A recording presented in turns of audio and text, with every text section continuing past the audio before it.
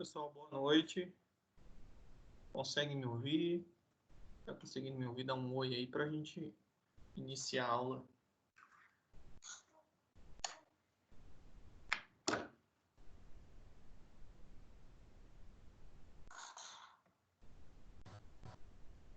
Boa noite, professor.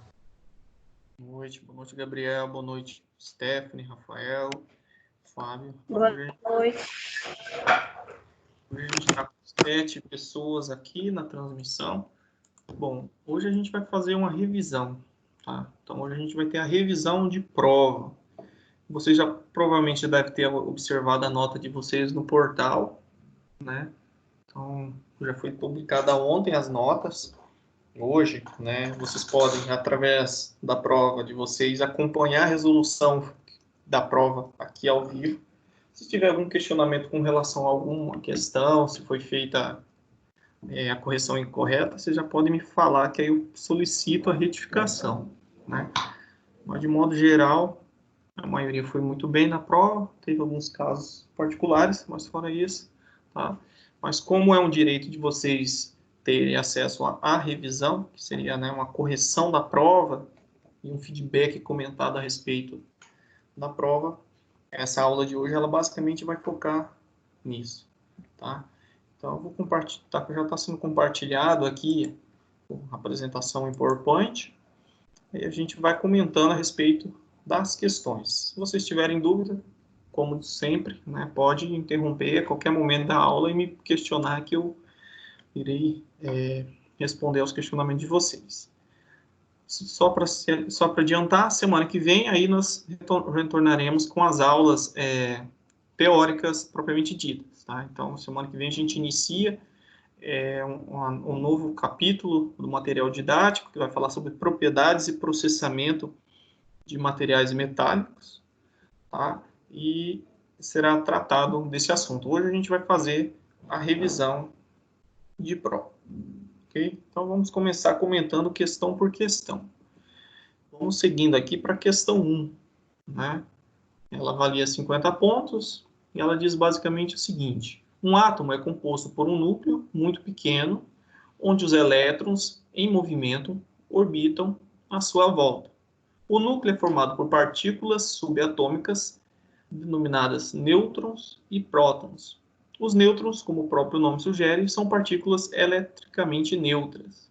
Com relação ao elétron, é correto afirmar que, letra A, o elétron adquire carga elétrica positiva quando realiza um salto de nível de energia? Isso aqui está incorreto, né? Quando ele realiza um salto de uma camada para outra, ele não vai mudar a sua carga. Simplesmente ele vai receber um quantum, né, que é uma energia suficiente para que ele consiga transitar de um estado, né, para um estado de mais alta energia. A sua carga elétrica não muda. Já para adiantar, né, nós temos aqui o átomo, o núcleo onde se encontram os prótons, que são convencionados por cargas positivas, os nêutrons, cargas nulas, e aqui, né, os elétrons, né, que são cargas negativas. Então, essa questão aqui está incorreta, né? Quando há um salto de uma camada para outra, por exemplo, da camada K para a camada L, para que haja, né, essa transição desse nível eletrônico para esse outro, você tem que fornecer energia, né? E a energia fornecida, ela tem que ser suficientemente, ou tem que ser igual, na verdade, né, a essa diferença aqui entre esse nível, ou esse estado e o outro, né? O elétron não vai mudar a carga, ele vai sempre continuar com carga elétrica negativa. Ele possui carga elétrica positiva? Não, a gente viu que é carga negativa. Aqui diz, a carga elétrica negativa, adquire carga elétrica negativa quando realiza um salto de um nível. Não, isso aqui também está incorreto, né? E a carga não é nula, como aqui em cima já disse, que são os nêutrons, né? Então a resposta correta aí, muito tranquilo, da questão 1, é que o elétron possui carga elétrica negativa, tá? Seguindo agora, a questão 2. Questão 2, bem tranquila também, né? Vamos ver o que ela nos diz. O cloreto de magnésio, dado aqui por essa fórmula química, né, é o nome de um composto químico altamente solúvel em água, utilizado como coagulante de leite de soja na preparação do tofu. Em termos de toxicidade, é rara a intoxicação por este sal em pessoas saudáveis e com uma dieta normal, pois o excesso de magnésio é facilmente excretado na urina pelos rins. Então, até aqui é só uma contextualização. Sabendo que a eletronegatividade do cloro e do magnésio é, respectivamente, 3 e 1,2, é correto afirmar que o cloreto de magnésio possui percentual de ligações covalentes igual a. Então, ele quer saber, a partir dessas eletronegatividades, né, qual que é o caráter, né, covalente, quantos por cento, né, das ligações aqui é covalente. A gente percebe que as eletronegatividades, elas, por exemplo, do cloro é 3 e do magnésio é 1,2. Quanto mais diferentes são, maior é o percentual de caráter iônico, né? E menor é a ligação covalente. A gente observa aqui que a eletronegatividade do magnésio, ela é quase a metade, né? Menos que a metade do cloro. Então, provavelmente, o percentual de ligações iônicas vão estar em torno aí, né, de menor que 50%, porém maior que 40%, né? Porque se fosse 1,5, por exemplo, seria 50 aí de caráter covalente. Tá? Só uma observação aqui da análise. Então, a gente tem que usar a equaçãozinha, né? Lembrando que essa equação é do percentual de caráter iônico, tá? Então, a gente vai considerar apenas essa parte aqui da equação, né? Vamos tirar esse menos 1, que aí a gente converte essa equação para obter o caráter covalente, que é o que ele quer. Poderia ser feito o cálculo usando essa mesma equação e no final, né, subtraímos, na verdade, nós pegamos o recíproco do resultado, né? Então, vamos lá. O percentual de caráter covalente é dado pelo exponencial de menos 0,25, que multiplica as eletronegatividades ao quadrado, né? Faço 3 menos 1,2 elevado ao quadrado. A gente fecha isso aqui. Lembrando que isso aqui, né, tem que ser multiplicado por 100 para dar o valor em percentual. Então, a gente resolve isso tranquilamente através... Aqui, primeiro, vamos resolver os termos que estão aqui no expoente, né? Então, vai ser 3 menos 1,2, vai dar 1,8, né? 1,8 ao quadrado, dá 3,4. Essa multiplicado por 0,25, nós teremos aí 0,81. Então, nosso exponencial aqui, ele vai estar elevado a menos 0,81, não 0,85, menos 0,81. Isso aqui vezes 100.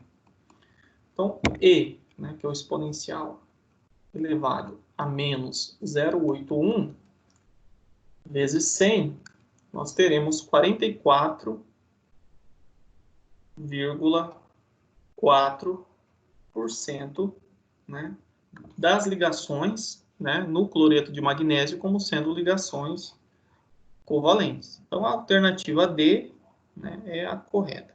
Tá? Então, bem tranquilo. A gente já fez vários exercícios, né, com essa mesma proposta. Vamos agora para a questão 3. Né? Vamos verificar o que ela nos informa. Existem milhares de materiais disponíveis para o uso nas mais variadas aplicações, seja na área das engenharias, da saúde e do nosso cotidiano. A maioria dos materiais que conhecemos são classificados em 3 grandes classes, que têm por base a composição química e as forças de ligações atômicas de um determinado material.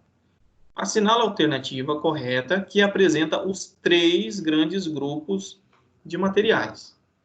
Então, aqui nós temos as alternativas, né? Antes de entrar nas alternativas, eu trouxe aqui essa figurinha aqui, que demonstra claramente a respeito desses 3 grandes grupos. Nós temos os grupos dos metais, das cerâmicas e dos polímeros. Quando a gente tem, né, a combinação de um metal com um polímero, a gente vai ter um compósito, tá? Metal-polímero. A interseção de uma cerâmica com um polímero, ou seja, a mistura aí, a gente consegue também obter um outro tipo de material, que é um compósito cerâmico polimérico. E assim serve também para uma combinação de cerâmica e metal. Tá? Então, os três grandes grupos são os metais, os polímeros e as cerâmicas. Tá? Aí um subconjunto, né, são os compósitos. Então, nós temos os três e o subconjunto os compósitos. Então, analisando aqui, vamos ver a alternativa A. Metais, cerâmicos e supercondutores. Supercondutores é uma subclassificação, né, de materiais que podem ser metálicos, né, pode ser cerâmicas supercondutoras, né? Pode ter dopagem de alguns materiais que podem apresentar isso aqui. Então, supercondução, né, é uma propriedade do material e a gente pode subclassificar. Então, esse termo aqui está fora. Nós temos os metais, né, os materiais cerâmicos e os polímeros. Então, é a B que é a correta. Tá? Aí aqui nós vamos analisar C, metais, polímeros e biomateriais. Os biomateriais, eles podem ser metálicos, podem ser cerâmicos e tem biomateriais poliméricos ou compósitos. Então, biomateriais é uma subclassificação, tá? Que envolve esses três grandes grupos. Aqui nós vemos novamente os supercondutores e os compósitos aparecendo, e aqui os biomateriais. Então, a questão aqui, ela tem como alternativa correta a letra B. Tá? Prosseguindo, vamos para a questão 4, que também é bem tranquilo. Tá? Então, as questões foram bem tranquilas, voltou-se mais aos aspectos teóricos dos assuntos que a gente viu. E aqui vamos verificar. Ela tem pontuação 50. Tá? Aí, a partir da quinta questão, a pontuação vai para 100 pontos. Vamos analisar aqui. As propriedades exibidas por diversos materiais são consequência do tipo de ligação, né? São consequências do tipo de ligações interatômicas dos elementos químicos envolvidos. O latão é uma liga entre zinco e cobre que possui diversas aplicações, que vão desde de máquinas, né, até amostras de massa para calibração de balança. Na liga de latão, podemos afirmar que as ligações são do tipo. Tá? Aqui tem um exemplo, tá, de conexões feitas aqui através dessa liga, né? Latão, que é zinco e cobre, né? Então, é uma liga de cobre e zinco, né? A gente viu que uma solução sólida, né? Solução pode ser, né, denominada também de uma liga, tá? Quando nós estamos tratando aí da mistura, né, de dois materiais no estado, dois materiais sólidos, né? Então, uma solução sólida é uma liga. A liga metálica, já adiantando, né? Porque nós temos o cobre, que é um metal, e o zinco, que é outro metal, né? Então, é uma liga metálica nesse caso aqui. Então, nós temos uma solução sólida do tipo substitucional, tá? Só para a gente lembrar, substitucional. Uma liga metálica por substituição, né, ou substitucional, onde nós vamos, né, ter uma solubilidade aí bem alta de um metal no outro, né? Então, a gente tem aqui aquele exemplo, né? Nós temos o cobre, nós temos o zinco, né? A gente consegue, basicamente, ter uma solubilidade aí em torno de 100%, né? O que vai acontecer é que no final vai precipitar e você vai ter os dois sólidos separados, mas a gente tem uma solubilidade extremamente alta do zinco no cobre, tá? E vai formar o que a gente chama de latão. E aqui diz o seguinte, que as ligações são do tipo metálicas, né? Metal, metal. Então, a ligação típica aí é metálica. Iônicas, não é? As ligações iônicas estão relacionadas aí, né? Nós temos a tabela periódica, está relacionada aos grupos, né, que têm eletronegatividades extremamente diferentes, né? Um eletropositivo com um eletronegativo. E as ligações metálicas acontecem com os grupos, né, dos materiais que estão nessa região aqui, né? Eletropositivo com eletropositivo. Então, não é uma ligação iônica. Forças de London também não é, né? Que é um tipo de ligação física, né? Ligação de hidrogênio também é um tipo de ligação física, onde envolve, né, o hidrogênio na ligação, e aqui nós temos apenas o átomo de cobre e de zinco. Van der Waals é um tipo de ligação física que está relacionado à atração eletrostática, né? Não há uma ligação química. Então, por exemplo, o caso do grafeno aí que a gente verificou, né? Nós temos uma camada de grafeno, a camada de grafeno é composta de hexágonos de carbono e cada carbono está conectado um ao outro por ligações covalentes, né? E se a gente tiver várias camadas, umas sobre as outras, né, a gente vai ter o grafite. E cada camada está conectada por ligações que a gente chama de Van der Waals, que são ligações eletrostáticas, né, por cargas, que é um tipo de ligação mais fraca. Então, o latão é uma liga metálica, tá, devido, né, está envolvido dois metais e os metais têm esse tipo de ligação característica. Tá? Letra A. Não precisaria nem fazer toda essa abordagem, mas basicamente, por se tratar de metais, a gente já infere isso. Acredita-se, tem pessoas que erraram nessa questão. A 5. Né? A questão 5 foi a questão, né, que muitos alunos me procuraram e realmente ela tinha um erro nas alternativas, né? Não apresentava a alternativa correta. Então, essa questão aqui ela foi considerada correta para todos, tá? Então ela foi anulada da prova. Mas mesmo diante disso, a gente vai fazer a revisão dessa questão. Vamos lá. Então, o que ela traz aqui? A questão 5, ela valia 100 pontos, né? Ela foi, já vou deixar aqui, do ladinho, anulada. Então, ninguém tirou menos que 100.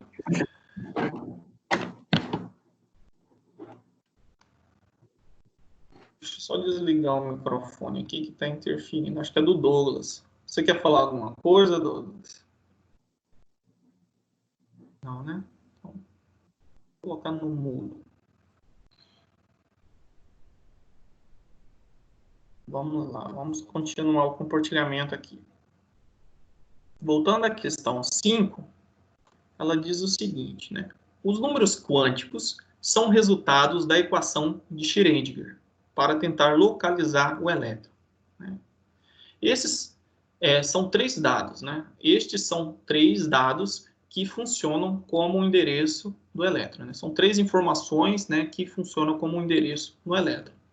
Ao descrevermos esses valores, saberemos qual é a região que tem maior probabilidade de encontrar determinado elétron. Então, a partir de 3 dados, né, e mais um quarto, né, a gente consegue, né, encontrar um determinado elétron no átomo. Aí está dizendo aqui, um quarto número quântico diz respeito ao spin do elétron. Qual das opções relaciona corretamente os 4 números quânticos? Então, vamos analisar primeiro essa imagem aqui, depois a gente vem aqui para a associação dada na questão. Nós temos, né, 3 números quânticos que são indicativos da posição, né, e o eixo de orientação, né, em qual camada, e o quarto diz respeito, né, à rotação, já adiantando. Nós temos o número quântico principal. Se a gente observar aqui nessa imagem, o número quântico principal ele pode ser entendido como a distância, né, que o elétron tem em relação ao núcleo do átomo, né? Então, aqui nós temos um elétron, né, e ele está a essa distância, né, e nós temos outro elétron que está a essa distância. Também pode ser interpretado, né, como a camada, né? Qual camada que o elétron se encontra, né? Porque o elétron ele fica em posições, né, que é uma nuvem de probabilidade, né, mas tem uma energia, né? O número quântico principal também está relacionado a essa energia que o elétron tem. Quanto maior a energia do elétron, mais afastado é desse núcleo aqui, né? Porque para ele saltar dessa camada para essa, ele tem que ter uma maior quantidade de energia. Então, pode ser entendido como a camada, como a distância do elétron do núcleo. Então, o número quântico principal, N, é a camada na qual o elétron se encontra. Então, aqui nós já temos A. Então, é 1A. Vamos agora tratar do segundo número quântico, que fala sobre o momento angular, né? E o tipo de orbital, né? Que tipo de orbital, né? Se ele vai ser esférico, que a gente chama de S, né? Se ele vai ser nessa forma de Walter, que é o Pzinho, e nós temos o D e o F, né? Que é o que a gente tem lá na distribuição de Linus Pauling. Então, o momento angular é o tipo, tá? É o tipo de orbital na qual o elétron ele se organiza, tá? A gente pode também tratar disso na forma de subcamadas, tá? Então, pode ser o tipo do orbital, se ele é esférico, se ele é nesse formato de Altair, tá? Ou a gente pode chamar isso também de subcamadas, tá? Ele pode apresentar esses formatos aqui. Então, ó, o 2 é a C. Então, diz respeito, né, ao número de subcamadas, tá? Então, a 2 é a letra, né, correlacionando aí com a opção C. Bem tranquilo também. Então, acredito que era este o erro dado aí na questão, né? Ele está associando, se eu não me engano, a letra D lá. Então, a questão tem esse erro aqui. Seguindo para o terceiro, que é o momento magnético, né? Está relacionado à orientação, né, espacial do orbital. Se esse orbital ele está posicionado em X, Y e Z, né? Depende do formato desse orbital. Se ele for esférico, né, ele só pode estar localizado, como aqui nessa imagem aqui, apenas nessa posição central, né? Então, essa orientação espacial dele aí, ela é apenas uma possibilidade. Quando nós temos, né, o orbital do tipo P, né, ele tem essas três possibilidades: orientação sobre X, sobre Y e sobre Z. Né? Então, o momento magnético para esse tipo de subcamada é três possibilidades aí de orientação do orbital no espaço, que é dado aqui pela letra D, né? Diz aos orbitais, né? Diz respeito aos orbitais, essa orientação dos orbitais. Então, aí nós temos que 3 é a letra D. Tá? E, por fim, né, nós temos o spin, que é a rotação. Né? Convenciona-se nesse sentido, aqui, né, anti-horário positivo e horário negativo. Então, o de spin é a rotação, né? São sobre a rotação do elétron. Aqui, aí, no caso, o 4 é a letra B. Então, a alternativa, não tinha essas opções aqui, né, na prova, tá? Mas, de qualquer forma, essa questão ela foi considerada correta para todos. Né? A maioria identificou esse erro nas alternativas, né? E todos pontuaram aí nessa questão. Aqui foi tirado desse site, para ficar mais fácil de explicar para vocês. A Inteligentista, quem quiser consultar, tem vários diagramas assim que facilitam visualizar algumas coisas dentro da área da engenharia e da física. Né? A 6, eu fui bem bonzinho com vocês, eu apenas dei as opções, não precisava calcular nada, né? Bastava lembrar das aulas, mas vamos verificar. Né? Lembrando que a questão 5 avalia 100 pontos, e a partir das 5 em diante, todas valem 100 pontos. A prova, no geral, é 1000 pontos, tá? 1000 pontos. Vamos lá. O níquel é um metal de transição de coloração branco-prateada, condutor de eletricidade e calor, que possui estrutura CFC, uma densidade ou massa específica de 8,9 gramas por centímetro cúbico e um peso atômico de 58,7 gramas por mol. Né? Aí a questão é o seguinte: em relação à sua estrutura cristalina, assinale a alternativa correta. Então ele quer saber quantos átomos possui, né? E qual que é o volume total ocupado por esses átomos né, na célula unitária, ou seja, ele quer saber o fator de empacotamento atômico. Então, o número de átomos e o FEA. Como que eu sei, né, a partir disso? A gente tem que analisar a estrutura cristalina, né, cúbica de face centrada. Lembrando lá, né, que uma célula unitária é a que representa a menor porção dessa estrutura cristalina. Então, a estrutura cristalina é composta de várias células unitárias, no caso, células unitárias CFC, aqui tem um exemplo, né? E a célula unitária, ela pode ser composta, né, por frações de átomos, conforme a gente observa aqui. Tá? Não necessariamente vai haver um átomo inteiro dentro dessa célula unitária, como acontece aqui no caso da CFC. Né? Nós temos apenas frações, onde no vértice, cada pedacinho desse equivale a 1/8 de um átomo inteiro, e nas faces, nós temos a metade de um átomo. Então, se a gente somar essas frações, a gente vai conseguir contabilizar quantos átomos inteiros, né, somando os pedaços, cabem dentro dessa célula unitária. Então, vamos analisar. A gente sabe que a célula cristalina, a célula unitária cúbica de face centrada, ela é cúbica, né, como o próprio nome diz. O cubo tem 8 vértices, que são esses cantinhos aqui, né? Então, nós temos 8 vértices, e em cada vértice nós temos 1/8 de átomo, certo? Então, aqui a gente já pode dizer que nos vértices a gente vai ter um átomo inteiro, né? 8 vezes 1 dividido por 8, um átomo. Se a gente for verificar agora os átomos da face, a gente tem quantas faces, né? Nós temos, cada lado, ó, nós temos uma face, 2, 3, 4, 5, 6. Então, nós temos 6 faces e em cada face nós temos meio átomo. Então, se a gente fizer essa multiplicação, né, a gente vai ter 3 átomos, né, somando as frações das faces. Então, no total, né, o CFC vai possuir, né, um N igual a 4. Então, 4 átomos contém, né, dentro dessa célula unitária. Então, a alternativa A diz que é 4 átomos, ok? A B também diz que é 4 átomos. A C diz que é um átomo. Então, a C está fora, né? Então, a gente já elimina ela da análise.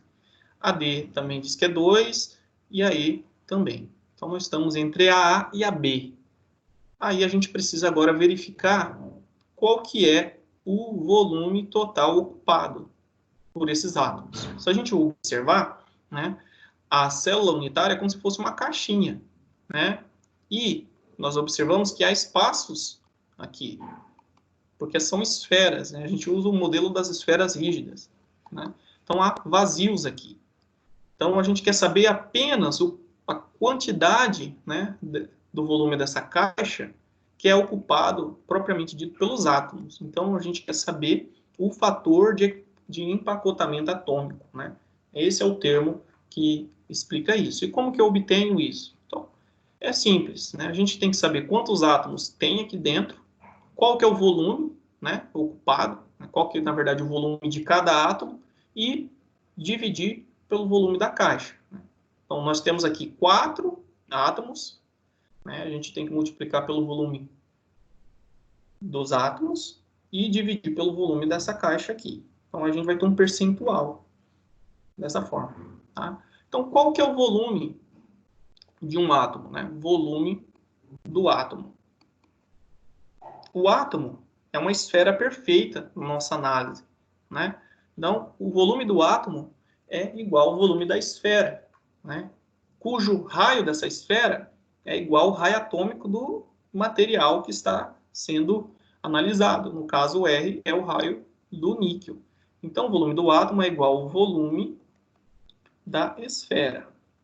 E teríamos que lembrar, né, lá da geometria, qual que é o volume de uma esfera, que é 4/3 de π vezes R ao cubo. Então, esta é a equação que dá o volume do átomo.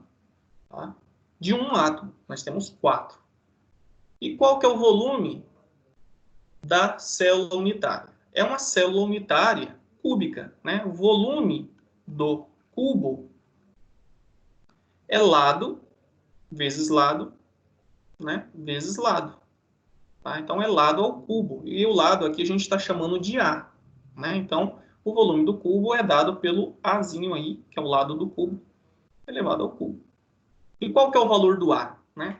Esse A, ele é em função, né, dos raios atômicos aqui dentro. A gente já aprendeu como determinar, né, o comprimento da aresta desse cubo em função, né, da organização dos átomos dentro da célula unitária. Então, neste caso, para CFC, é 2R raiz de 2. Tá? Então, o volume aqui vai ser 2R raiz de 2 elevado ao cubo. Tá? Então, agora a gente já tem condições. Precisamos agora só jogar nessa equação. O número de átomos vezes o volume de cada átomo dividido pelo volume da célula unitária. Então, vamos fazer aqui. Então, o FEA, que é um volume total ocupado, vai ser igual a 4 vezes o volume dos átomos, 4 terços. Deixa eu usar uma melhor.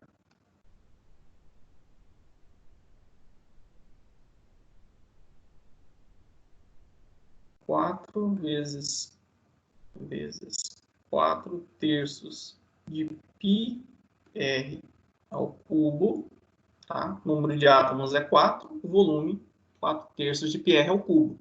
O volume da célula unitária é A ao cubo. Então, é 2R raiz de 2 ao cubo. Beleza. E agora? Como que eu saio disso? Né? Então, a gente precisa fazer as multiplicações. Então, a gente pode fazer isso aqui. 4 vezes 4. Então, vai ficar 16 dividido por 3 πr ao cubo. Tá? A gente não consegue dividir aqui, porque vai dar número quebrado, né? E aqui a gente faz, né, a potenciação.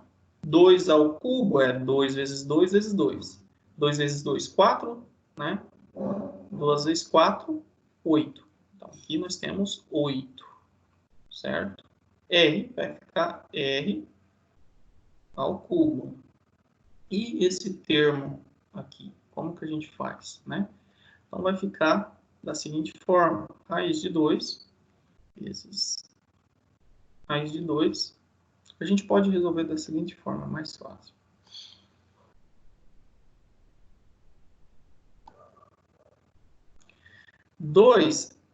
Raiz de 2 a gente pode escrever dessa seguinte forma, né? Como 2 elevado a meio.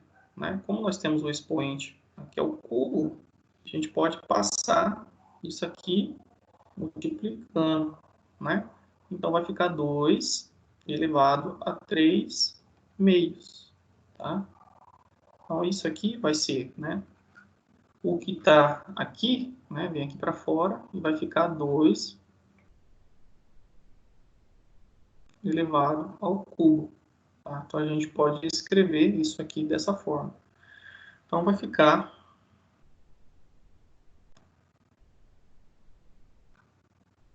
raiz de 2 ao cubo, né? Que é 2 elevado, né? 2 elevado ao quadrado vezes 2. A gente pode reescrever dessa forma, né? Que 2 ao cubo é 2 vezes 2, 4. Então, 2 ao quadrado é 4, vezes 2, né? 8. Então, 2 ao cubo é 8, e isso aqui também é 8, é equivalente, tá? Matematicamente. Então, agora a gente já consegue resolver essa continha. Então, vou apagar aqui só para a gente continuar. O FEA agora vai ficar escrito dessa seguinte forma. Aqui a gente consegue uma simplificação, né? 2 ao quadrado, raiz quadrada de 2 ao quadrado é 2. Então, isso aqui a gente ainda pode melhorar. Então, vai ficar 16 sobre 3 vezes πr ao cubo. O 2 ao quadrado vai para fora, né? Vai ficar 2 vezes 8, 16. 16 é r ao cubo. E esse 2 aqui vai continuar dentro da raiz. Raiz de 2. Tá? Então, agora a gente já pode simplificar. Tá? Como que eu simplifico? A gente tem r ao cubo aqui no numerador e no denominador. Então, isso aqui vai embora. A gente tem aqui... Alguém está falando alguma coisa? Tá, ligaram o microfone aí no meio. Beleza. Agora a gente pode trazer isso aqui para cá. Ainda dá para simplificar mais um pouco. Tá? 16 sobre 3 vezes π dividido por 16 raiz de 2. Tá? A gente tem também 16 aqui e aqui. Né? A gente pode fazer uma simplificação também. Se não quiser simplificar nada, agora você já tem condição de calcular isso aqui, porque aqui é tudo número. Ó. Π é número, raiz de 2 é um número. Então, se a gente dividir tudo isso aqui, a gente vai chegar... Deixa eu apagar aqui. A gente vai chegar usando a calculadora. Ó, 16 dividido por 3. A 5,33. 5,33 vezes π vai dar 16,75. Aqui em cima, 16,75. Só para a gente não ficar simplificando demais. 16 vezes raiz de 2 vai dar 22,62. Quando a gente divide 16,75 dividido por 22,62, a gente vai chegar em 0,74, tá? Multiplicado por 100, né? Isso aqui é fracionário, né? Então, isso aqui quer dizer que é 74%, tá? 74% do volume aqui é ocupado. Tá? Então, essa é a resposta. Tá? Então, nós temos 74% do seu volume ocupado e 4 átomos. A resposta correta é a letra D. Tá? Então, bem tranquilo essa questão. Se vocês lessem o material didático, não precisaria nem pensar matematicamente em todo esse rigor, né? Mas eu aproveitei a oportunidade dessa questão para mostrar, né, da onde surgem esses valores. Se nós utilizássemos, né, um caso de uma estrutura cristalina cúbica de corpo centrado, a gente teria, né, um Fe de 52, onde, né, o número de átomos que cabem dentro da célula é 2, o volume continua sendo π, né, 4/3 de πr ao cubo. Aí, né, o volume da célula unitária seria diferente porque o A, né, que é a aresta aqui, seria diferente. Né? Então, a gente obteria um percentual menor. Isso quer dizer o seguinte, é que os átomos, quando eles estão organizados na estrutura CFC, eles possuem, né, uma maior eficiência, né, em termos de empacotamento.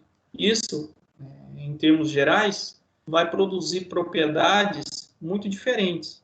O níquel, por exemplo, né, o cobre, que são materiais que se solidificam nesse tipo de estrutura, eles possuem, né, uma alta ductilidade. O que seria isso? Os materiais têm uma capacidade de se deformar muito grande antes de se romper.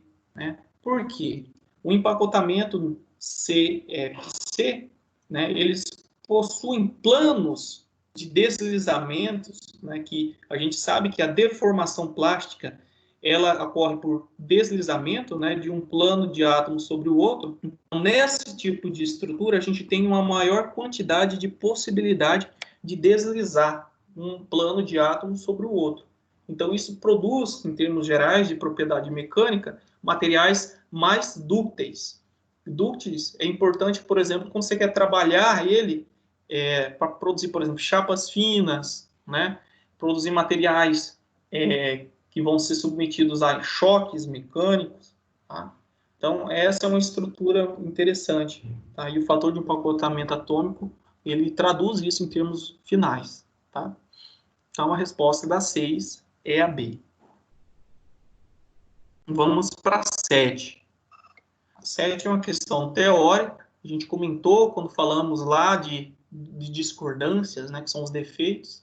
Vamos ler o enunciado. Os cristais reais contêm um grande número de defeitos que variam desde as quantidades de impurezas à falta de átomos ou íons. E esses defeitos ou imperfeições contribuem para as propriedades dos materiais. Então, aqui já é uma coisa interessante, né? Está falando de defeitos, né? Os materiais reais, sólidos, né, cristalinos, que têm ordenação atômica de longo alcance, eles possuem defeitos, ou seja, às vezes vai faltar um átomo numa posição, às vezes vai ter um átomo fora dessa posição. Isso aqui a gente chama de defeitos. Mas, como eu já comentei com vocês, os defeitos, eles podem também ser uma impureza e não necessariamente é algo indesejável ou ruim, como é comentado aqui na questão, né? A gente percebe que os defeitos ou as impurezas são utilizados aí para manipular as propriedades de um material. Então, graças a isso, né? Se você comprasse, por exemplo, um anel de ouro puro, né, além de ser extremamente caro, porque requeria um processo de purificação do metal, porque o metal é extraído da natureza, vai conter outros elementos, né? Você teria um material que, em termos de propriedades, né, para a fabricação de um anel, seria muito maleável, né? Você apertando a mão, você conseguiria deformar esse anel, né? Então, é comum produzir ligas, né, metálicas, claro, com grandes percentuais de ouro, adicionando outros, como a platina, entre outros metais, para aumentar, né, a resistência.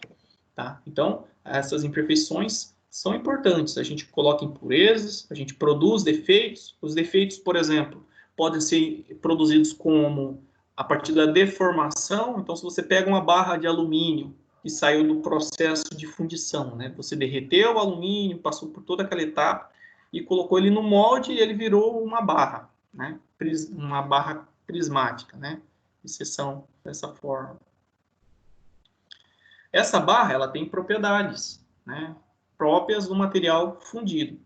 Só que o alumínio a gente tem como, né, já como referência que é um material bem maleável, né? Em comparação aí você pega uma barra de ferro, né, ferro puro, por exemplo, é muito dura, é um material um pouco deformado. Então, o que acontece? A gente pode produzir defeitos na barra de alumínio para aumentar a sua resistência mecânica. Tá? Geralmente, o que se faz? A gente passa por um processo de conformação mecânica. O que é um processo de conformação mecânica? Você vai aplicar, né, uma pressão ou vai martelar esse material, vai deformar ele, por exemplo, você vai passar essa barra por 2 rolos, né? Então você vai produzir uma barra mais fina e essa barra mais fina ela vai estar com a maior quantidade de defeitos do que essa barra antes de passar pela deformação. Tá? E esses defeitos a gente chama de discordâncias. Né? A gente vai produzir uma grande quantidade de discordâncias, que são átomos, planos, né, semiplanos de átomos que se encontram fora da sua posição. Então você vai criar grãos deformados. Tá? E isso aumenta a resistência ao material. Então vamos analisar a questão. As discordâncias é um defeito em que alguns átomos se encontram fora da sua posição na estrutura cristalina. Né? Nós estamos aqui as estruturas, e aqui nós temos os átomos, né, corretamente posicionados, certinho, e de repente, né, o cristal, né, imperfeito vai apresentar aqui, né, alguns átomos, né, um semiplano de átomos inseridos aqui. Então vai gerar, né, dentro da estrutura uma deformação interna. Né? O que acontece? Os átomos eles têm uma distância entre um e o outro, né? E como vai ter um posicionamento de um plano de átomos fora, né, de uma posição que não deveria, né, vai gerar internamente no material tensões. O que seria tensões? É um estresse. E esse estresse acaba criando dentro do material um enrijecimento. O material ele fica mais rígido, mais duro, né? Porque a gente acaba criando restrições ao escorregamento, né? Quanto maior a quantidade de discordâncias, maior a quantidade de restrições, e por consequência disso, o material deformado ele é mais resistente. Tá? Então, o que acontece? Qual que é a principal função dessas discordâncias? Tá? Como eu disse, é aumentar a resistência, a gente consegue controlar ela. Quanto mais deformado, maior a quantidade, maior a resistência. E qual resistência? Ao escoamento. Tá? Então, com o aumento das discordâncias, a gente consegue controlar a resistência ao escoamento. Quanto maior é o valor dessa resistência, mais difícil fica de deformar. Então, por exemplo, se você pega uma barra e passa por esse rolo, ela vai ter uma espessura menor, né? Vai ficar mais comprida, e eu vou passar por outros rolos menores ainda, ela vai ficar mais fina. E o que acontece? A cada passo de deformação, ela vai ficando mais resistente, porém, a sua ductilidade, que é a capacidade de se deformar, vai reduzindo. Então, a tendência é que vai chegar a um limite onde você não vai conseguir deformar mais, vai ficar muito quebradiço. Tá? Então, geralmente, você tem um limite de deformação que o material consegue, porque senão você excede esse comportamento, ele vai se tornar frágil. Tá? Então, controlamos a resistência ao escoamento. Aqui diz, na B, que acelera a deformação plástica. Na verdade, não. Quanto maior a quantidade de discordância, a gente controla a resistência ao escoamento e, por consequência disso, a gente altera, né, a deformação plástica. Né? O material ele fica com deformação plástica cada vez mais difícil. Né? Você vai deformando, ele vai ficando mais difícil. Soluções sólidas não tem nada a ver com a história. Né? Soluções sólidas é um defeito pontual, né? É um defeito pontual. Aqui, quando nós estamos tratando de uma discordância, a gente está tratando de um defeito de linha, né? É uma linha, é um semiplano essa de átomos. Pontual é quando tem um átomo isolado, fora da sua posição, ou entre, né, os interstícios. Limita o movimento atômico? Sim, a gente consegue limitar o movimento atômico. Né? Só que isso aqui é em função da resistência ao escoamento. Então, principalmente, né, aqui que é a pergunta, principalmente é o controle da resistência ao escoamento. Tá? E aqui diz o seguinte, aumenta a diferença entre os contornos de grão. Isso aqui não ficou bem claro. Né? Então, a resposta correta é a letra A.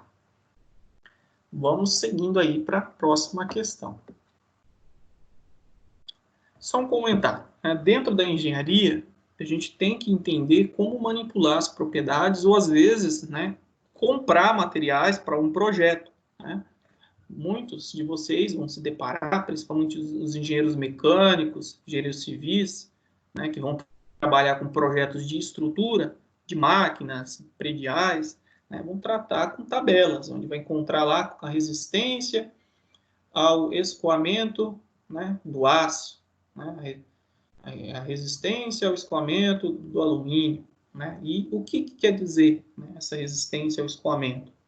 Quer dizer, né, aquela resistência que está correlacionada à deformação do material. Né? Então, quanto maior é a resistência ao escoamento, maior é a dificuldade de você deformar o material.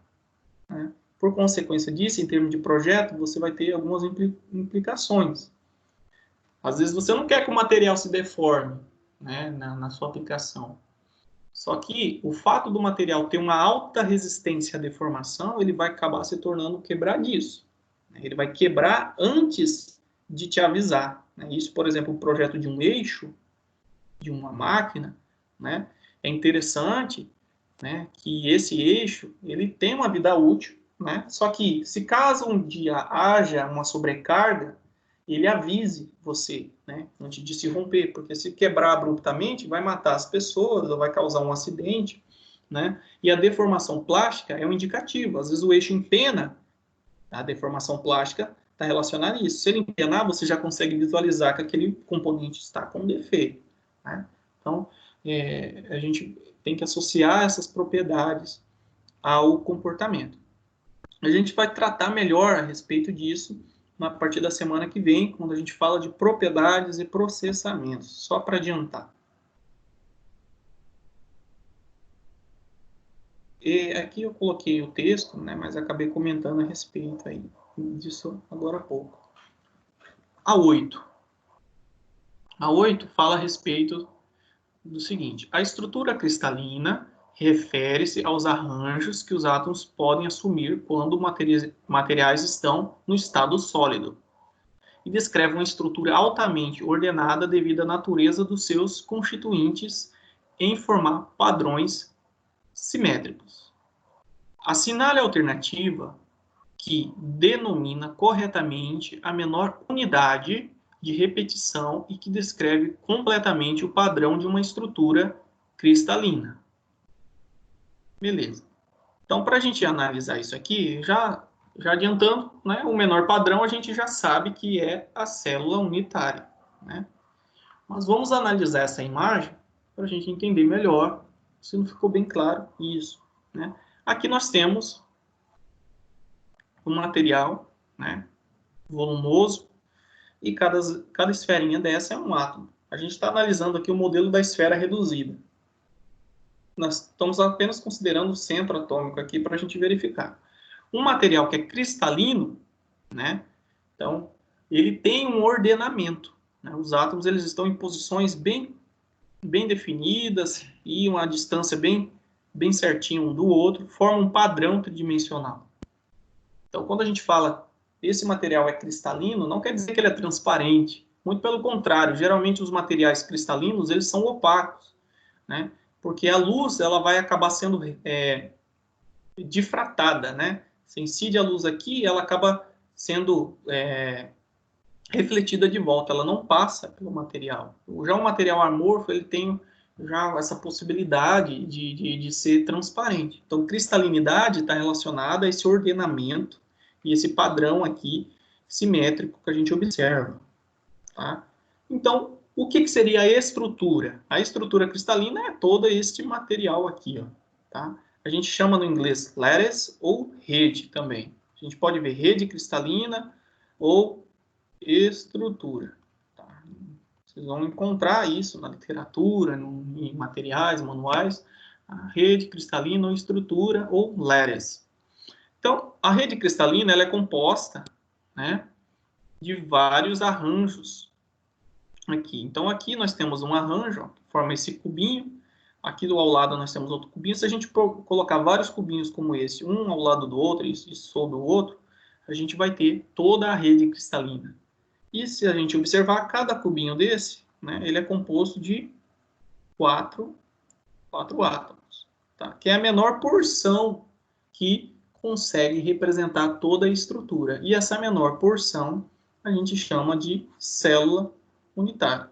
Tá? Então, todo material cristalino vai ter uma célula unitária. Tá? Os materiais que a gente chama de não cristalinos, eles não possuem uma ordenação de longa distância. A gente vai ter uma célula unitária, só que essa célula unitária ela não vai se repetir. Tá? Ela vai estar desorganizada dentro do material. Por exemplo, o vidro é um caso de um material amorfo. Tá? A gente não tem essa célula unitária na forma como a gente entende aqui. Existe um padrão, né? Só que esse padrão está num nível muito diferente do que a gente observa aqui. Então, existem cerâmicas cristalinas, existem os metais, né? São cristalinos. Alguns polímeros, né? Polímeros têm um grau de cristalinidade que pode ser alta ou baixa. Já os vidros, quando a gente fala de vidro, é um sólido não cristalino, é um sólido amorfo, tá? Porque o material ele foi resfriado, né? Quando o vidro ele é resfriado, ele chega a um ponto que a sua viscosidade ela aumenta tanto que os átomos não conseguem se organizar nesse padrão aqui, tridimensional, né? Os átomos acabam ficando dispersos como se fosse um líquido, tá? Se eu converto um metal no estado líquido, ele não vai ter esse ordenamento aqui, né? Se eu resfriar de forma abrupta, ou seja, muito rápida, não uma têmpera, que as pessoas estão acostumadas, mais rápido que a têmpera ainda, né? Que você pegar um metal e jogar na água quente. Mais rápido ainda, se controlar isso, a gente vai chegar a um ponto que eles não vão conseguir se organizar e vai se tornar um metal vítreo, né? Que é um sólido amorfo. Existe, né? Mas é muito complexo e muito difícil você conseguir transformar um metal em um metal vítreo, que é um metal amorfo, tá? Então é isso, é a célula unitária. Já ia voando aqui do assunto, mas basicamente é isso. Já chegando ao final, né? Nós temos a 9, a 10 e a 11. Vamos para 10. Essa 9, perdão, teve muitos erros relacionados à notação, né? As pessoas conseguiram indicar os índices, mas na hora de representar a notação correta, acabou marcando a questão errada, foi seco, né? Vamos lá. Com base nessas figuras abaixo aqui, determine os índices de Miller dos planos A, B e C que estão pertencentes à estrutura. Então, índices de Miller é índices que representam os planos. Então, a gente sabe que os planos são representados aí para uma célula unitária cúbica composto de 3, né, índices. E esses índices estão separados entre si, porém não tem vírgula nem pontuação e estão, né, entre parênteses. Então, se a gente já olhar essa anotação aqui, ó, a gente sabe que a C não pode ser, porque está entre colchetes, e a D também. Tá? Então, já tem que eliminar essas questões olhando para a notação. Por que é parêntese? Por que não é colchetes? Porque dentro da área da ciência dos materiais, ou engenharia dos materiais, existe um campo que chama cristalografia. A cristalografia criou, né, uma padronização para representar esses planos, porque os planos são importantes para analisar, por exemplo, propriedades ópticas, elétricas, porque as propriedades elas variam com o plano, né? Esse plano aqui, por exemplo, tem propriedades diferentes do que esse plano aqui, né? E quando você mede uma propriedade em um determinado plano ou outro, é importante você indicar isso. Se não criasse um padrão, todo mundo usasse um formato diferente, a gente teria uma bagunça. Então, convencionou-se usar o parênteses. Tá? Então, quando a gente usa colchetes, a gente está dizendo já referente a direções. A gente vai ver a outra questão. Então, vamos analisar agora os índices. Vamos para a figura A. O primeiro passo é definir, né, a origem do sistema de coordenadas, que nesse caso a gente vai escolher aqui, né? Então, a gente escolhe sempre a origem do sistema de coordenadas que não é interceptado ou cortado pelo plano que a gente está analisando, então aqui está correto, ok? E aí a gente define os eixos x, y, z. Eu poderia escolher aqui, né? Mas aí a minha referência ficaria para cá e os sinais seriam uma confusão para a nossa cabeça. Vamos usar o eixo x, y, z conforme está na figura. Depois que eu definir a minha origem, eu vou fazer a determinação dos interceptos. Onde corta x, y e z? Nesse caso, ó, o plano está passando, né, sobre o eixo X. Considerando uma célula cristalina unitária, né, de dimensão 1, então corta aqui em X igual a 1. Não vai cortar em Z, né, porque não está sobre essa superfície aqui superior e não está nesse plano aqui, então não corta nem Y e nem Z. Então, quando ele está paralelo, né, aos eixos, ou seja, quando ele não intercepta os eixos, a gente diz que ele é paralelo. E realmente, ele é paralelo a Y e a Z. Então, a gente diz que ele corta no infinito. Então, para o plano A, a gente tem como interceptos 1, infinito e infinito. Como que agora a gente determina os índices? A gente obtém o recíproco, que seria, né, o inverso aqui. O recíproco de 1 é 1, o recíproco de infinito é 0, tá? Por convenção, e a gente coloca esses índices entre parênteses. Então, é 1, 0, 0 para o plano A. A gente já pode observar que a alternativa B traz, né, como única possível, né? Mas vamos verificar o plano B, plano A. Plano B, considerando a origem aqui, novamente, é conveniente, porque não está passando por ele. Intercepta x aqui, corta x igual a 1, vai cortar y também, aqui igual a 1, porém é paralela ao eixo z, então é infinito. Então vai ficar 1, 1, infinito. O recíproco é 1, 1 e 0, entre parênteses. Essa é a resposta. Condiz com a alternativa. E o plano C intercepta x igual a 1, y igual a 1 e também passa por z igual a 1. Então, a gente tem 1, 1, 1. O recíproco continua sendo eles mesmos. Então, essa é a resposta. Tá? Então, é importante lembrar isso. Tinha a questão aqui, vamos ver se tinha alguma alternativa aqui. Vamos ver se eu fui maldoso e coloquei igual. Aqui, ó.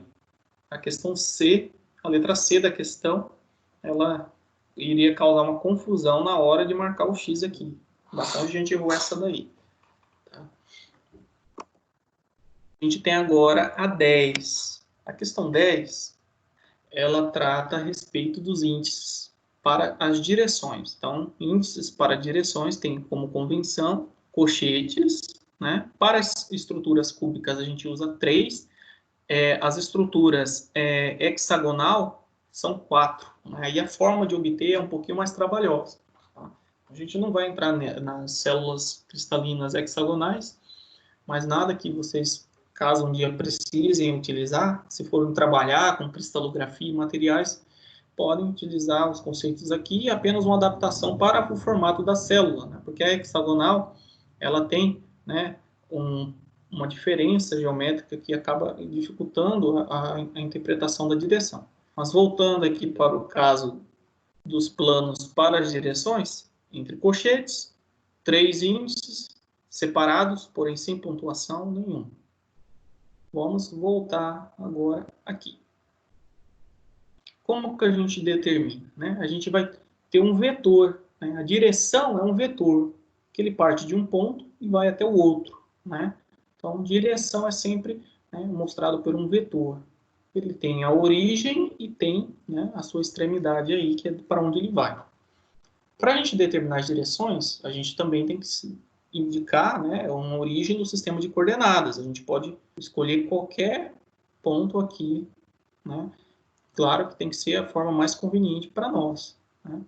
Então, a gente sempre tenta colocar a nossa origem do sistema de coordenadas na origem do vetor. Nesse caso aqui, ó, a origem é 0, 0 e 0. 0 para x, 0 para y e para z. E determina a coordenada da extremidade, né? A coordenada desse ponto. Então, se a gente observar, esse vetor ele está como coordenada no sistema cartesiano, né, tridimensional. A gente pode confundir na hora de analisar, porque a gente está acostumado com coordenadas x e y, né, coordenadas no plano. Né? Plano cartesiano para nós é x e y. Se tiver um vetorzinho aqui, né, e a gente quiser saber qual que é a coordenada aqui, a gente tem que olhar aqui em x, né, por exemplo, aqui é 1, e aqui em y, que é 1. Então, a coordenada xy para esse ponto aqui é 1 para x e 1 para y. Agora, quando nós temos um outro eixo, né, por exemplo, o eixo que está saindo aqui da tela, a gente acaba tendo uma dificuldade em analisar, mas é bem tranquilo também. Tá? Então, é o que pode causar confusão aí para vocês. Então, quando a gente vai analisar esse ponto aqui, a gente pode perceber, né, que ele tem projeção em x, em y, em z. Tá? Então, se a gente for analisar ele no plano zy, que é essa parte aqui, ó. Deixa eu apagar aqui. Estou fazendo toda essa trabalheira porque eu acredito que muitos não conseguem ainda visualizar isso. Né? Então, nós temos o plano zy, né? E esse vetor, ele está, se a gente jogar um espelho aqui, ele está nessa posição aqui, né? Então, ele está nesse ponto aqui. Então, ele tem projeção para y e para z. Tá? Então, é 1, né? 1 para y, 1 para z e 1 para y. Aí, quando a gente olha no plano z, vamos olhar agora nessa posição aqui, né? Para a gente verificar que ele tem projeção em x, né? Então, ele está aqui, ó, em x, xz, né? XZ. Então, ele também tem projeção em X. Só para a gente verificar isso. Então, aqui, a coordenada dessa extremidade aqui é 1 para X, 1 para Y, 1 para Z. Tá? Então, ele está posicionado no plano ZY e também tem projeção aqui, se a gente analisar, né? Olhando daqui para cá, né? Ele está no plano XZ. Tá? Então, é 1, 1 e 1. Beleza. A gente tem que definir as coordenadas da origem e da extremidade e subtrair, tá? O final menos a origem. Então, vai ser 1, 1, 1, menos 0, 0, 0. Então, a direção é indicada pelo índice 1, 1, 1. Tá? Então, essa é a indicação. Fiz toda uma contextualização, mas vocês podem visualizar isso da forma que melhor fique para vocês, né? Nesse caso aqui, que é o caso B, a gente poderia escolher a origem aqui. Vamos considerar a origem aqui primeiro, né? E depois a gente muda para cá, que vai dar a mesma coisa, tá? Então, a gente tem que analisar qual que é a coordenada desse ponto, né? Tá em Y, tem projeção em Z, né? Z igual a 1, tem projeção em X, porém não está sobre o plano que tem o eixo Y, está sobre o plano XZ. Né? Então, essa coordenada é 1 para X, 0 para Y e 1 para Z. Fazendo a subtração, a gente vai ter do final, né, menos o inicial. Então, vai ser 0, 0, 0, menos 1, 0, 1. 0 menos 1 fica, né, negativo aqui. Menos 1. 0 tira 0 é 0. 0 tira menos 1. Fica menos 1. Então, essa é a indicação dessa direção. Então, a resposta correta seria, né, a letra A. Agora, vamos só mudar, né, a direção, a origem para a gente verificar essa mesma questão. A gente pode escolher outra origem. Né? Vamos usar aqui que a origem do sistema de coordenadas fica na origem do vetor. Então, aqui é 0, 0, 0. Então, a gente vai ter, né, o eixo. Vamos apagar aqui. É ruim escrever essa. Então, aqui, ó, passa a ser o nosso eixo Y para baixo, né? Então, aqui, ó, Y, perdão, Z, né? Aqui, para cá é X positivo, e para cá é X negativo. E aqui é o nosso eixo Y. Então, aqui vai ser Y. Aqui vai ser o eixo Z. E aqui, né, vai ser o nosso eixo, o eixo X. Z positivo para cima, para baixo negativo. Então, se a gente observar, nosso plano, ele tem origem, né, nossa direção está na origem aqui, 0, 0, 0. Né? Vai ter uma projeção aqui, né, desse ponto, vai ter uma coordenada em X em menos 1. Né? Vai ter uma coordenada em Z também em menos 1. E continua, né, não tendo nenhuma referência com o eixo Y. Então, continua sendo 0. Aí a gente faz a subtração do final a menos o inicial. Fica menos 1, 0, menos 1. Subtrai aqui, 0, 0. A gente vai chegar na mesma resposta, né? Que é a direção menos 1, 0 e 1. Aqui ficou o menos na frente, né? Por uma questão de digitação, mas é representado sob o número, né? A gente tinha que escrever dessa forma. Menos 1 é a barrinha em cima, tá?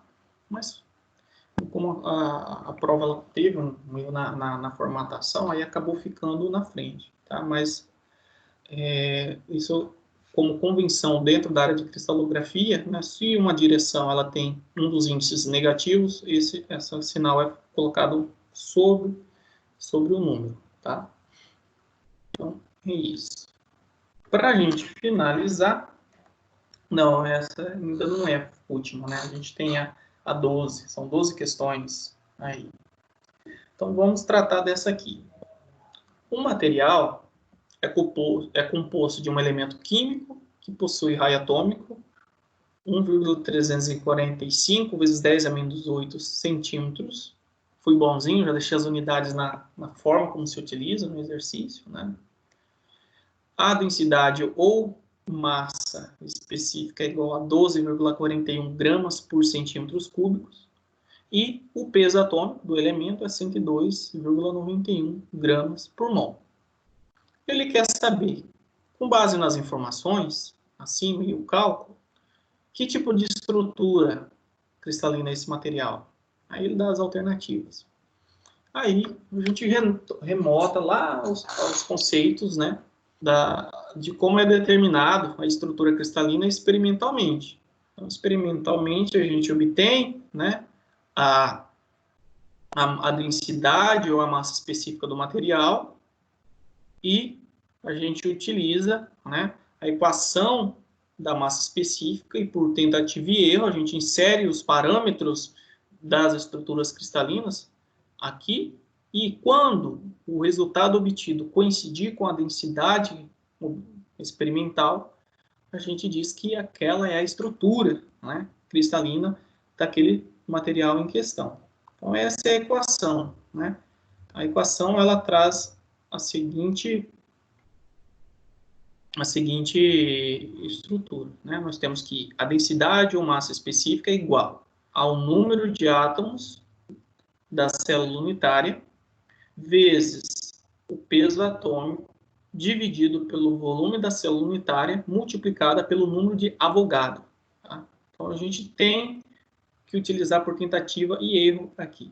Então, na minha primeira tentativa, né, vamos considerar, né, os parâmetros da estrutura CF. A gente já viu que a CFC tem um N igual a 4, né, e o volume da célula unitária é 2R raiz de 2 ao cubo, que no final, né, a gente já determinou no exercício anterior, só para voltar, e a gente verificar, que isso aqui ó, vai ser igual, né, a 16 R ao cubo raiz de 2, que é o que a gente obteve aqui. Ó. 16 R ao cubo raiz de 2. 16 R ao cubo raiz de 2. Às vezes a gente não decora isso aqui. Né? Quem for prestar concurso público, por exemplo, a Petrobras ou outra empresa, né, pública, a gente geralmente se depara, né, com esse tipo de questão e é importante saber determinar isso aqui sem decorar. Né? Então, a gente sabe como obtém e a gente tem rápido acesso às informações. Então, esse aqui é o volume. Então, a gente já tem os demais parâmetros. Então, o número de átomos é 4. O peso atômico é 102,91, né?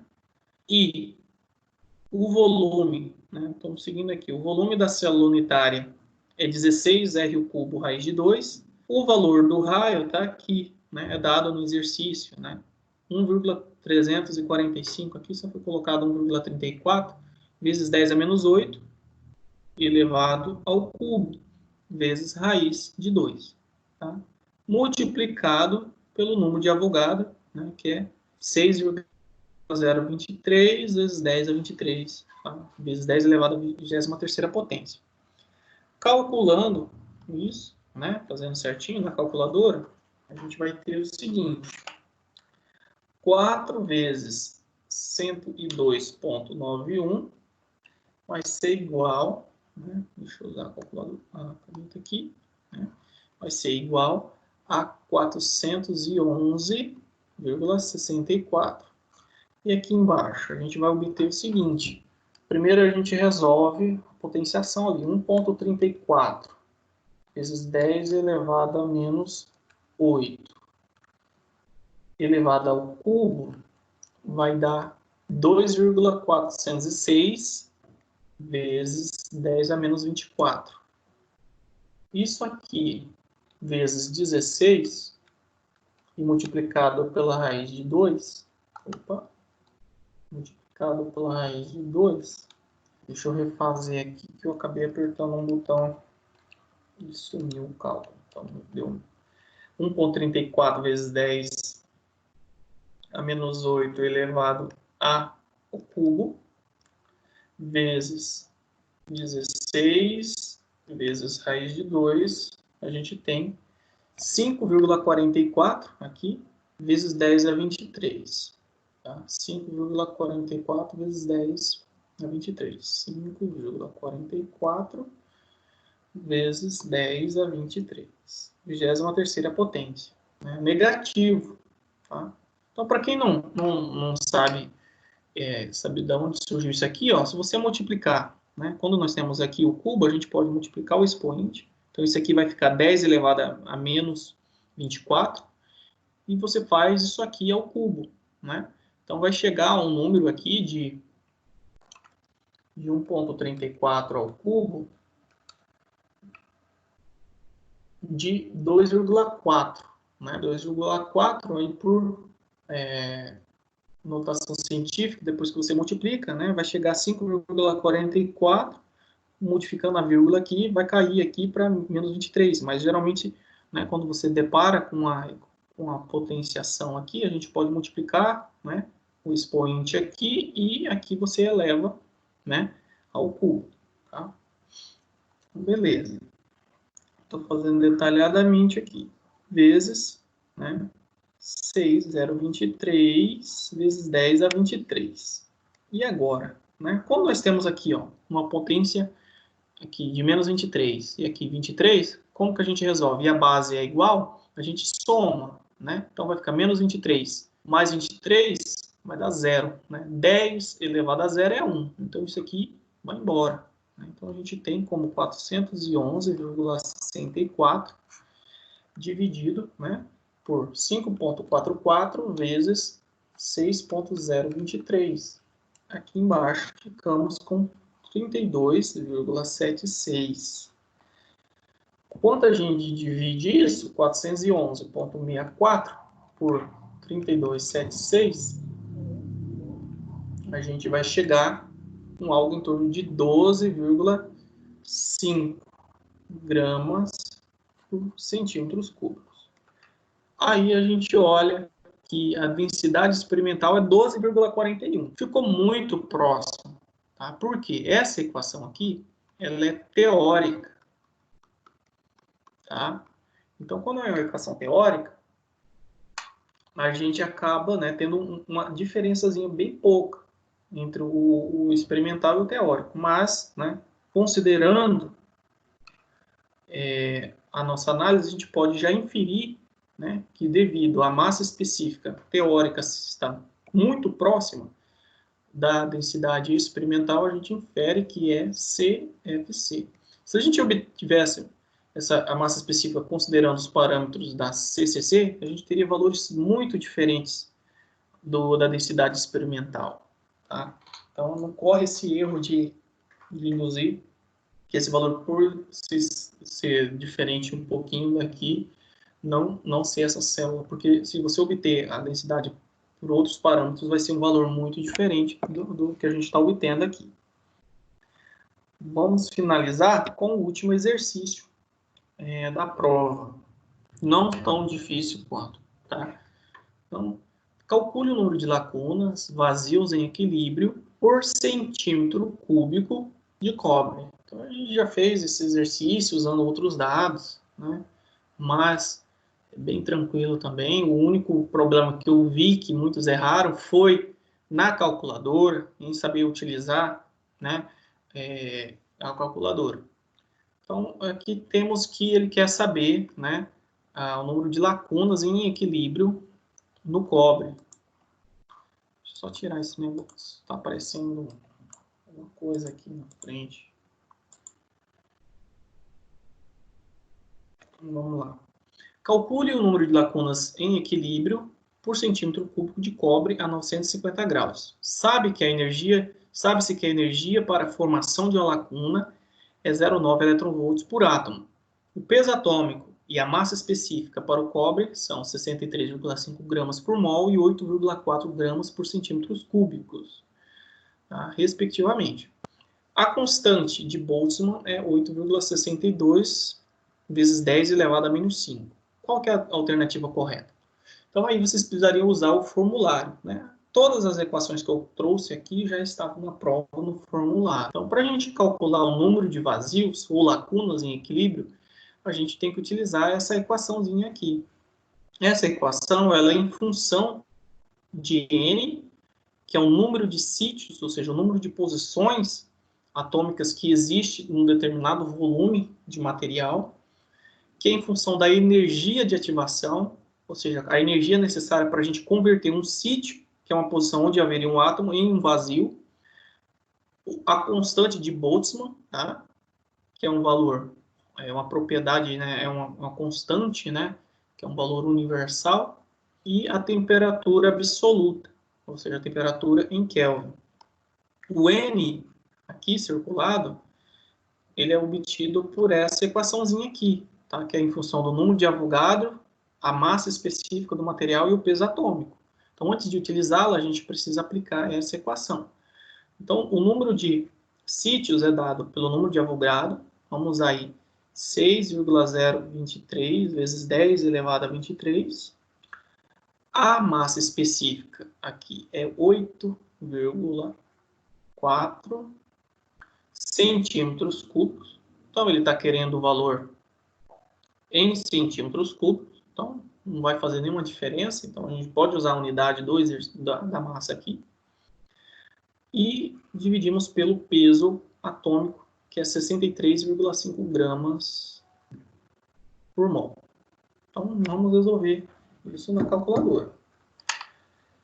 6,023 vezes 10 elevado à 23ª potência, vezes 8,4, vai dar aqui em cima 5,059 vezes 10 elevado a 24. Dividido por 63,5, a gente vai ter 63,5, 7,967. Vamos usar 3 casas após a vírgula para a gente... Tá? Vezes 10 a 22. Opa, coloquei 27 ali. 10 a 22. Átomos, tá? Por centímetros cúbicos. Então, dentro, né, dessa análise, a gente tem isso aqui, né? Então, o que isso está dizendo? 7,967 vezes 10 a 22. Quer dizer que dentro de 1 centímetro cúbico de cobre, a gente consegue, né? A gente tem, na verdade, essa quantidade de átomos ou posições atômicas. Se eu pegar agora e aquecer a 950 graus, eu vou converter essas posições atômicas em lacunas. Então, vamos saber quanto disso vai virar lacunas. Então, agora eu já jogo esse valor aqui. Então, o nosso número de lacunas vai ser 7,967 vezes 10 a 22, multiplicado, né? Vou apagar aqui em cima para ficar mais espaço aqui.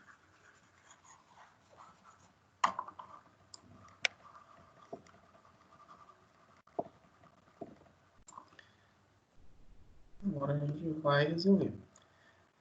E XP é o exponencial, né? Então, tudo isso aqui está elevado, né?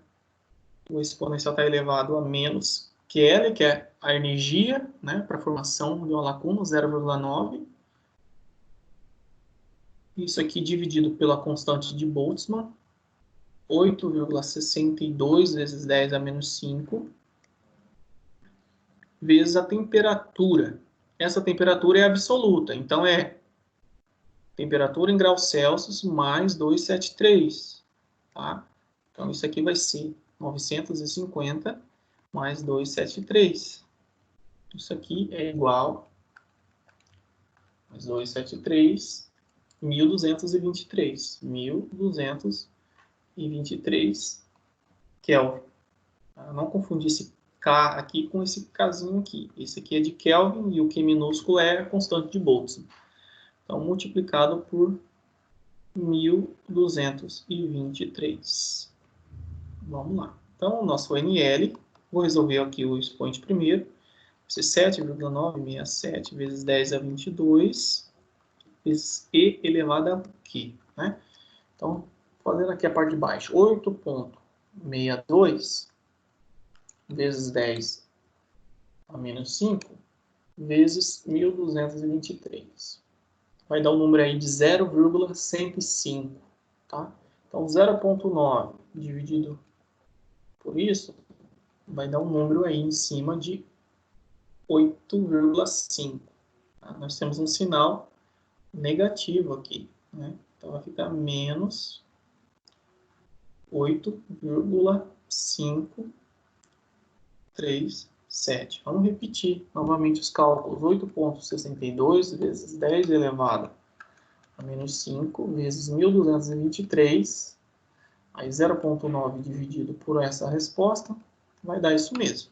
Tá? Então, essa é a informação. A gente vai ter o nosso NL. Esse exponencial aqui, né, vai ser igual, né? E elevado a essa resposta vai ser E elevado a menos 8,537. Vai dar 1,96. Então, vai ser 7,967 vezes 10 a 22 vezes 1,96, 0, né? Vezes 10 a menos 4. Resolvendo isso aqui, né? A gente soma, né, os expoentes aqui. 22 menos 4 vai dar 18, né? Aqui nós temos 18. 10 elevado à 10ª potência. Resolvendo aqui a mão, né, para a gente entender. Aqui vai dar, fazendo, né, a soma dos expoentes, porque a base é a mesma. Então, vai ser 10 elevado a 18. A gente olha aqui, não tem nenhuma resposta nessa notação. Vamos multiplicar agora os números aqui. 7,967 vezes 1,96 vai dar 15. 15,61. Então, a gente, por notação científica, a gente pode, né, deslocar essa vírgula, né, para cá, né? Então, a gente pode converter isso aqui como 1,561. Aí, quando a gente desloca uma vírgula aqui, a gente aumenta, né? Aqui uma, né, mais uma aqui em cima, né? Então, vai ficar vezes 10 a 19. Então, se a gente observar isso aqui a gente chega nessa resposta, tá? 1,5 vezes 10 a 19 lacunas por centímetros cúbicos. Então, essa é a resposta da última questão. Então, era uma questão apenas de observar os valores. Às vezes, a calculadora, ela pode te enganar um pouco, né? Então, às vezes, você não encontra isso aqui. Muitos chegaram a valores absurdamente diferentes do que estavam aqui. Ou outros pegaram o exercício que a gente fez na última aula e marcou a resposta aqui, que era bem similar. Só que a temperatura na qual o material estava submetido era diferente, tá? E nós temos aqui, ó, a unidade de metro cúbico, então isso pode levar a deduções incorretas. Então era isso que tinha para a revisão de hoje. Na próxima aula, vamos falar da teoria da nossa disciplina, propriedades, processamento e desempenho dos materiais metálicos. Então, vocês podem fazer uma leitura prévia no livro didático de vocês, para a gente iniciar a aula de forma bem já aquecida. Uma observação. A nossa aula, ela inicia, né, por uma convenção, né, feita entre alguns alunos e a coordenação, às 19h30.